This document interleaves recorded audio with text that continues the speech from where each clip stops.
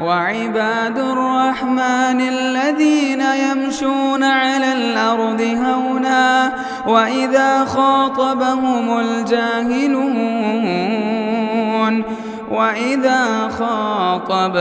الجاهلون قالوا سلاما. السلام علیکم ورحمۃ اللہ وبرکاتہ.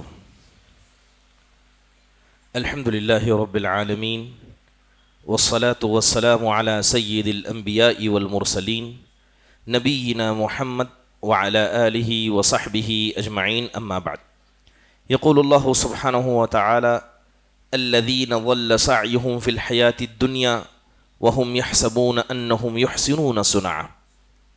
اللہ سبحانہ وتعالی کا ارشاد ہے کہ ان لوگوں کی دنیا کی زندگی کی کوششیں برباد ہو گئیں جبکہ وہ گمان کرتے تھے کہ وہ بڑا اچھا اور نیک عمل کر رہے ہیں. محترم حاضرین، یہ بات ہم سب اچھی طریقے سے جانتے ہیں کہ شیطان یہ انسان کا ازلی اور ابدی دشمن ہے. اس نے انسان کو گمراہ کرنے کا کوئی راستہ نہیں چھوڑا. شیطان انسان کے پاس آتا ہے، اگر وہ نیک عمل کرنا چاہتا ہے تو اسے روکتا ہے. اگر وہ یہاں ناکامیاب ہو جائے تو جیسے ہی انسان نیک عمل کرنے لگتا ہے وہ وہاں اسے ریاکاری میں مبتلا کرنے کی کوشش کرتا ہے، اسے عمل میں گمراہ کرنے کی کوشش کرتا ہے. اگر اس پر بھی شیطان ناکامیاب ہو جائے تو عمل کرنے کے بعد انسان کو مجبور کرتا ہے کہ وہ اپنے اس عمل پر اترانے لگ جائے، اپنے اعمال کو کر کے دوسروں پر فخر کرنے اور اپنے اندر تکبرانہ مزاج پیدا کرنے لگ جائے. اللہ تبارک و تعالیٰ نے اس آیت کریمہ میں چند ایسے لوگوں کا تذکرہ کیا جن کی دنیا کی زندگی اور وہاں کی کوششیں بہت ساری تھیں، مگر اللہ تعالیٰ نے ان کی ساری کوششوں کو برباد کر دیا. حدیث کے اندر آتا ہے، اللہ کے نبی صلی اللہ علیہ وسلم نے فرمایا الیہ یصعد الکلم الطیب والعمل الصالح یرفعہ، کہ اللہ ہی کی طرف پاک کلمہ بلند ہوتا ہے اور نیک عمل ہی انسان کو بلند کرتا ہے. ایک حدیث میں آپ نے فرمایا ان اللہ طیب لا يقبل الا طیبا، کہ بے شک اللہ پاک ہے اور پاک ہی عمل کو پسند کرتا ہے.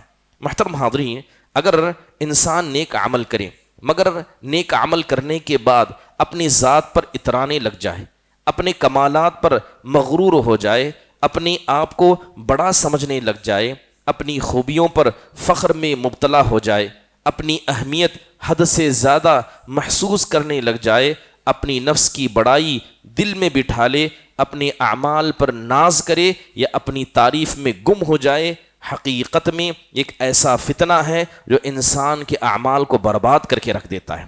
تصور کریں کہ اگر صحابہ اکرام رضوان اللہ علیہم مجمعین جیسی عظیم ہستیاں بھی اگر اس حلقے سے غرور میں مبتلا ہو گئی، اللہ تعالیٰ نے دنیا میں رہتے ہی ان کو ادب سکھایا. قرآن میں اللہ ذکر کرتا ہے لقد نصرکم اللہ فی مواطن کثیرۃ ویوم حنین، کہ یاد کرو تحقیق کہ اللہ تبارک و تعالیٰ نے بہت سارے مقامات پر تمہاری مدد فرمائی، اور اس وقت جب حنین کا تھا جب تمہاری کثرت پر تم اترانے لگ گئے، تمہاری کثرت پر تمہیں غرور آ گیا، لہذا یہ کثرت تمہیں اللہ تعالیٰ کی مار سے بچا نہیں پائی.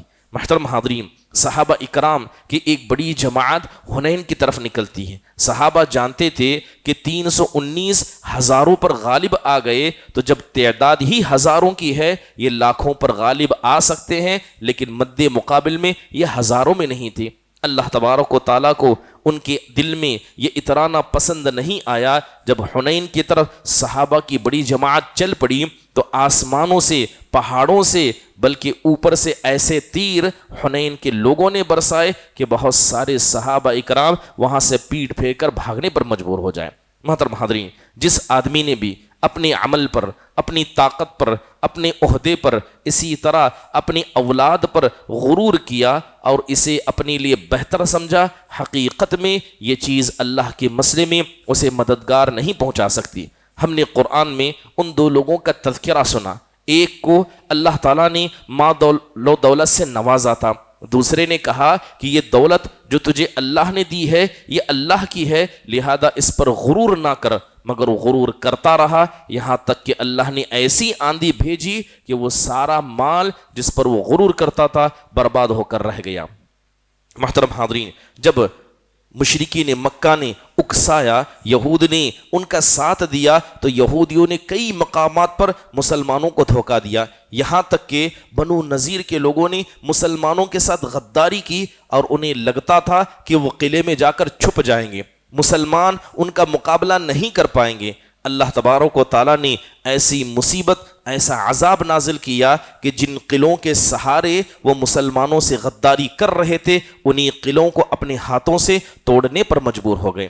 حضرت ابو ہریرہ رضی اللہ عنہ کہتے ہیں کہ ما قبل زمانے میں ایک آدمی تھا، اس نے اچھا لباس پہنا، اپنے لباس پر اسے اتنا غرور آیا، اترانے لگا کہ زمین میں اکڑ کر اپنی گردن کو آسمان کی طرف بلند کر کے چلنے لگا۔ اللہ کو یہ چال اتنی ناپسند آئی کہ اللہ نے اسے زمین میں دھسا دیا، اور حدیث کے اندر بیان کیا گیا کہ جب تک قیامت قائم نہیں ہوگی وہ آدمی لگاتار عذاب دیا جا رہا ہے اور اسی طرح اسے زمین میں دھسایا جا رہا ہے۔ امام قرطبی رحمہ اللہ کہتے ہیں کہ اگر کوئی آدمی نیک عمل کرتا ہے اور کرنے کے بعد اپنے آپ کو سب سے بہتر پرفیکٹ سمجھتا ہے تو یاد رکھیں ایسا آدمی اللہ کا نافرمان ہے، کیونکہ جو کچھ اس کے پاس ہے اس کا وہ کچھ نہیں ہے، وہ اس کا حقدار نہیں ہے، بلکہ اللہ تعالیٰ نے ساری چیزیں اسے عطا کی ہیں۔ عمر بن شیبہ رحمہ اللہ سے ایک قصہ منقول کیا گیا، احیاء علوم الدین اس کتاب کے اندر ایک قصہ موجود ہے۔ عمر بن شیبہ کہتے ہیں کہ میں حج کے لیے رواں دواں تھا، جب میں صفا مروہ کے درمیان پہنچا تو میں نے دیکھا کہ سارے انسان موجود ہیں جو پیدل چل کر صفا مروہ کے درمیان سعی کر رہے ہیں، لیکن اسی درمیان میں نے ایک آدمی کو دیکھا جس نے بڑا خوبصورت خچر اپنے لیا تھا، اس پر بیٹھا تھا، 2-4 لوگ اس کے ارد گرد تھے جو لوگوں کو دور کر رہے تھے اور اس کے خچر سے لوگوں کو ہٹا رہے تھے۔ عمر بن شیبہ کہتے ہیں کہ مجھے بڑا تعجب ہوا کہ آخرکار یہ کون ہے جس کی اتنی اچھی خدمت کی جا رہی ہے۔ اس کے بعد کہتے ہیں کہ لمبا عرصہ گزرا، اس کے بعد میں ملک شام میں داخل ہوا۔ جب ملک شام میں داخل ہوا تو وہ آدمی جو صفا مروہ کے درمیان بڑی شان و شوکت سے صفا مروہ کی سعی کر رہا تھا، اس جیسے شکل کے آدمی کو میں نے بھیک مانگتے دیکھا جو شہر کے دروازے پر مانگ رہا تھا۔ تو عمر بن شیبہ لگاتار اسے گھورنے لگے تو وہ آدمی کہتا ہے کہ آپ میرا مذاق اڑاتے ہیں، آپ میری غریبی پر مجھے تانا دیتے ہیں۔ کہا کہ نہیں، کہنے لگے کہ میں نے تم جیسی شکل کا ایک آدمی کئی سال پہلے فلا فلا مقام پر فلا فلا حالت میں دیکھا تھا۔ تو وہ شخص کہتا ہے کہ خدا کی قسم جس آدمی کا تذکرہ آپ کر رہے ہیں وہ میں خود ہوں۔ ایک ایسی جگہ تھی جو اللہ کا گھر تھا جہاں مجھے اپنے سر کو جھکانا چاہیے تھا، مگر میں نے وہاں تکبر کا معاملہ کیا۔ اللہ تعالیٰ نے مجھے ایسا ذلیل کیا کہ وہ گھر جو انسان کی عزت کی جگہ ہوتی ہے اللہ نے مجھے اپنے گھر میں ہی رسوا کر دیا اور اپنے شہر میں ہی مجھے اللہ نے ذلیل کر کے رکھ دیا۔ محترم حاضرین، انسان کو سمجھنا چاہیے کہ اگر وہ زندہ ہے اس میں اللہ کا فضل ہے، اگر وہ مسلمان ہے اس میں اللہ کا فضل ہے، اگر وہ عبادت کر رہا ہے اس میں اللہ کا فضل ہے۔ اللہ تعالیٰ نے اسے کوئی حق نہیں دیا کہ اپنی اچھائیوں پر اترائے اور اس پر غرور کرے۔ علامہ ابن تیمیہ رحمہ اللہ سے پوچھا گیا کہ ایک آدمی ریاکاری کرتا ہے اور ایک آدمی اپنی نفس پر اتراتا ہے، کہا کہ دونوں میں سے برا کون ہے؟ تو علامہ ابن تیمیہ رحمہ اللہ کہتے ہیں کہ دونوں اعمال یہ کبیرہ گناہ میں سے ہیں اور یہ شرک میں سے ہیں، لیکن رہا مسئلہ کہ ایک آدمی جو لوگوں کو دکھانے کے لیے ریاکاری کے لیے عمل کرتا ہے حقیقت میں وہ اتنا برا نہیں ہے جتنا ایک آدمی خود پسند ہے جو اپنے اعمال کو بہتر سمجھ کے کرتا ہے۔ مثال دیتے ہوئے کہا کہ ایک ریاکار آدمی اللہ کے مقابلے میں ایک مخلوق کو کھڑا کرتا ہے اور اللہ کو دکھانے کے بجائے ایک مخلوق کو دکھانے کے لیے عمل کرتا ہے، لیکن جو آدمی اپنے اعمال پر اتراتا ہے حقیقت میں وہ اللہ کے مقابلے میں اپنی ذات کو کھڑا کرتا ہے، اور اس سے بڑھ کر ایک انسان کی بربادی کے لیے اور کیا چاہیے۔ قرآن میں اللہ تبارک و تعالیٰ نے مسلمانوں کو ادب سکھایا۔ اللہ کہتا ہے وَلَوْلَا فَضْلُ اللَّهِ عَلَيْكُمْ وَرَحْمَتُهُ مَا زَكَى مِنْكُمْ مِنْ أَحَدٍ أَبَدًا وَلَكِنَّ اللَّهَ يُزَكِّي مَن يَشَاءُ وَاللَّهُ سَمِيعٌ عَلِيمٌ۔ اللہ تبارک و تعالیٰ کا فضل نہ ہوتا، اللہ کی رحمت نہ ہوتی تو تم میں کا کوئی آدمی پاک نہ ہوتا، بلکہ یہ اللہ تعالیٰ کی ذات ہے، جسے چاہے اسے پاک کرتی ہے۔ محترم حاضرین، آج اس رمضان المبارک کے مہینے میں اگر ہم روزے رہ رہے ہیں، اگر ہم کسی کو کھانا کھلا رہے ہیں، اگر مسجد میں آ کر اعتکاف کر رہے ہیں، دینی باتیں سن رہے ہیں، ایک آدمی سنا رہا ہے، اس میں کسی کا کوئی کمال نہیں، یہ سب اللہ کے فضل سے ہے۔ جہاں انسان اللہ کے فضل کو چھوڑ کر اپنی محنت کو یاد کرے، حقیقت میں یہ اس کی بربادی کی بنیادی وجہ ہے۔ احنف بن قیس رحمہ اللہ کہتے ہیں، عجباً لابن آدم یتکبر وقد خرج من مجری البول مرتين، کہ بڑا تعجب ہوتا ہے آدم کے اس بچے پر کہ وہ عمل کر کے تکبر کرتا ہے، جبکہ وہ بھول گیا کہ وہ پیشاب کی جگہ سے 2 مرتبہ نکلا ہے۔ حقیقت میں یہی انسان کی حقیقت ہے، جب انسان پیدا ہوتا ہے تو گندگیوں سے نکلتا ہے، اور جب مر جائے گا قبر کے اندر اللہ تعالیٰ اس کے جسم کو سڑا گلا دے گا۔ لہذا انسان جب اپنے اعمال پر تکبر کرنے لگ جائے، یہ اس کی بربادی کی بنیادی وجہ ہے۔ بہت سارے لوگوں کو دیکھا جاتا ہے کہ نیک عمل کرتے ہیں، اس پر اتراتے ہیں، چاہتے ہیں کہ لوگ ان کی تعریف کریں۔ اگر کوئی آدمی اپنے اعمال پر اتراتا ہے تو حقیقت میں یہ چیز اس کے اخلاص کے منافی ہے۔ اگر کوئی آدمی اپنے نفس کا تزکیہ کرتا ہے، اگر کوئی آدمی دوسروں کی نصیحت کو قبول نہیں کرتا ہے، اپنے عیبوں کو تلاش نہیں کرتا ہے، اس کے علاوہ لوگوں کے سامنے فخر کرنا، مجلسوں میں تعریف کرنا، اس کے علاوہ لوگوں کو حقیر سمجھنا، کسی سے مشورہ نہ کرنا، یہ ساری چیزیں حقیقت میں انسان کی بربادی کی وجہ ہے۔ آپ تصور کریں کہ انسان آخرکار کس بنیاد پر اپنے اندر غرور کو پیدا کرے۔ بات اگر عبادت کی جائے کہ ایک آدمی بڑا عبادت گزار ہے، کیا وہ اپنی عبادت پر اترا سکتا ہے؟ جبکہ آپ دیکھیں کہ اس روئے زمین پر جو اللہ کی سب سے پیاری مخلوق ہے، جن سے کبھی گناہ سرزد نہیں ہوتا، جو کبھی اعمال میں ادنا کوتاہی بھی نہیں کرتے، وہ قیامت کے دن اللہ کے سامنے صف باندھ کر کھڑے ہوں گے اور اللہ سے معذرت کرتے ہوئے کہیں گے، ما عبدناک حق عبادتک، کہ اے ہمارے پروردگار، ہم نے تیری عبادت کا حق نہیں ادا کیا۔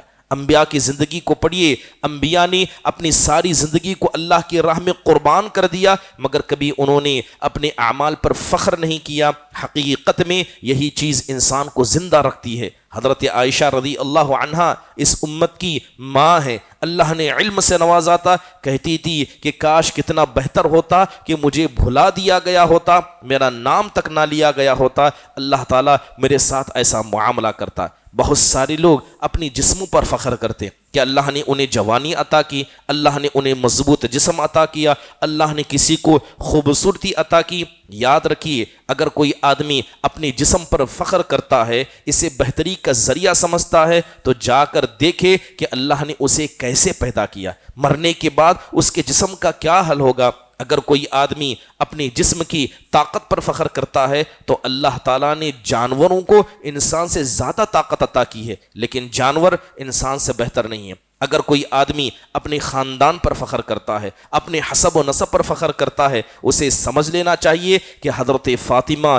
بنت محمد رضی اللہ عنہا سے بڑھ کر اس امت کے اندر کسی کا اتنا بڑا نسب نہیں۔ اللہ کے نبی نے اپنی بیٹی فاطمہ سے کہا، اے میری بچی، دنیا میں جو چاہے مجھ سے مانگ لینا، یہ نہ سمجھنا کہ تمہارا باپ نبی ہے، جنت میں پہلے داخل ہوگا، یہ باپ قیامت کے دن تم کو فائدہ پہنچا پائے گا۔ محترم حاضرین، اگر کوئی آدمی اپنے مال پر فخر کرتا ہے، اسے سمجھ لینا چاہیے کہ جنت میں فقیر صحابہ پہلے داخل ہوں گے اور مالدار صحابہ بعد میں داخل ہوں گے۔ بہت سارے لوگوں کے اندر اترانے کا مزاج ایسے ہوتا ہے کہ وہ اپنی رائے سے ہٹتی نہیں ہے، اگر ان کی رائے کاٹ دی جائے وہ غرور میں مبتلا ہو جاتے ہیں، جبکہ اللہ تبارک و تعالیٰ نے قرآن کریم میں ہر انسان کے اندر بنیادی طور پر 2 ایسی کمیوں کا ذکر کیا، وہ ہر انسان کے اندر ہے۔ دنیا کا ہر انسان کمزور ہے، دنیا کا ہر انسان عیب دار ہے، دنیا کا ہر انسان جاہل ہے۔ لہذا جب انسان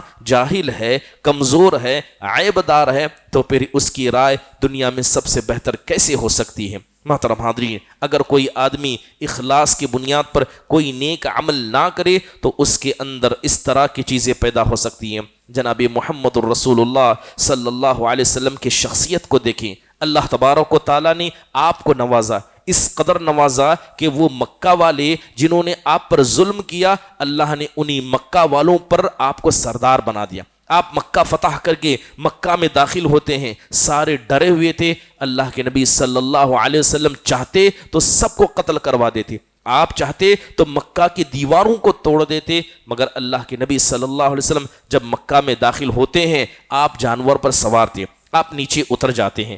آپ علیہ الصلوۃ والسلام نے سر پر امامہ پہنا تھا، آپ اسے نکالتے ہیں، اپنے سر کو جھکا کر آپ کعبۃ اللہ میں داخل ہوتے ہیں۔ آپ علیہ الصلوۃ والسلام اپنے اس فعل سے دکھانا چاہ رہے تھے، اے اللہ آج جو جنگ کو میں نے فتح کیا، اے اللہ جو آج اسلام غالب ہوا، اس میں میرا کوئی حصہ نہیں، جو ہے سب تیرے فضل کی وجہ سے ہے۔ محترم حاضرین، تصور کیجئے کہ انبیاء کے اندر کیسی عاجزی و انکساری تھی۔ حضرت سلیمان علیہ الصلوۃ والسلام کو اللہ تعالیٰ نے بیش بہا طاقتوں سے نوازا تھا۔ جب انہوں نے دیکھا کہ وہ تخت ان کی نگاہوں کے سامنے موجود ہے، جب انہوں نے دیکھا کہ ایک عورت جس کے پاس فوج ہے، بڑی مملکت ہے، سونے چاندی کی مالک ہے، ادنا سے ایک پیغام سے مسلمان ہو جاتی ہے، حضرت سلیمان نے کبھی یہ نہیں کہا یہ میری طاقت، یہ میری عہدے کی وجہ سے ہوا، کہا ھذا من فضل ربی، کہ جو ہوا یہ سب اللہ کے فضل سے ہوا۔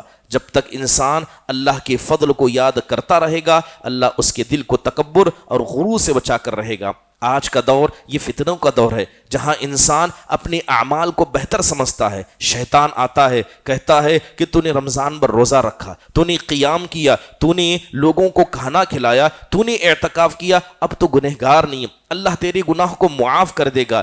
دل میں جب کوئی ایسا وسوسہ آئے، یاد کیجئے اس قصے کو کہ اللہ تعالیٰ نے ہمارے باپ آدم کو سب سے پہلا اگر جنت عطا کیا، صرف ایک گناہ کی وجہ سے آدم علیہ الصلوۃ والسلام کو جنت سے اتارا گیا۔ اب انسان ہزاروں گناہ کر کے کیسے جنت میں جانے کی امید کر سکتا ہے؟ محترم حاضرین، جب تک انسان اپنے دل کو نصیحت اور وصیت کرتا رہے گا، وہ اعمال میں بہتر رہے گا۔ اللہ تعالیٰ سے دعا ہے اللہ تبارک و تعالیٰ ہم سب کے اعمال کی حفاظت فرمائے، شیطان کے ایسے وسوسوں سے ہم سب کو بچا کر رکھے۔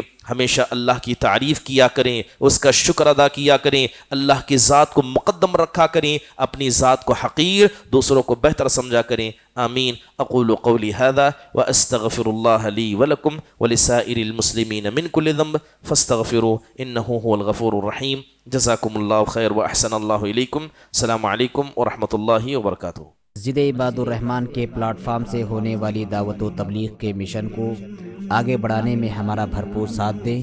علم و عمل سے ناطہ جوڑنے کے لیے اہل علم سے جڑیں۔ مسجد عباد الرحمن کے یوٹیوب چینل کو سبسکرائب کریں اور آگے شیئر کرنا ہرگز نہ بھولیں۔ فجزاکم اللہ خیرا۔